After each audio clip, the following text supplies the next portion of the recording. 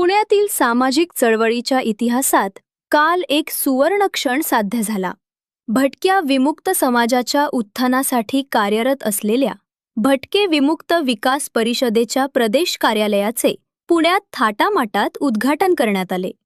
शनिवार पेठेतील हसबनीस बखर येथे मान्यवरांच्या मांदियारीत हा लोकार्पण सोहळा अत्यंत उत्साहात पार पडला.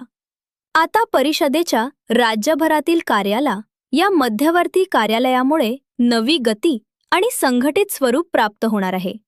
विशेष म्हणजे या ठिकाणी केवळ कार्यालयीन कामकाजच नव्हे तर कार्यकर्त्यांसाठी अध्ययन केंद्र आणि निवास व्यवस्थाही सज्ज करण्यात आली आहे. कार्यक्रमाची सुरुवात श्री सत्यनारायण पूजेने झाली. या सोहळ्याला अनेक ज्येष्ठ पदाधिकाऱ्यांची प्रमुख उपस्थिती होती.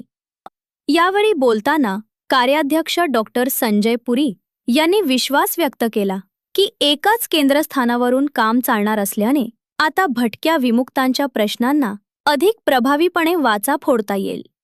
तर अध्यक्ष उद्धवजी काळे यांनी हे कार्यालय कार्यकर्त्यांसाठी एक प्रेरणास्थान ठरेल अशी भावना व्यक्त केली. भटक्या विमुक्त समाजाच्या सर्वांगीण विकासासाठी हे कार्यालय आता एक शक्तीपीठ ठरेल यात शंका नाही.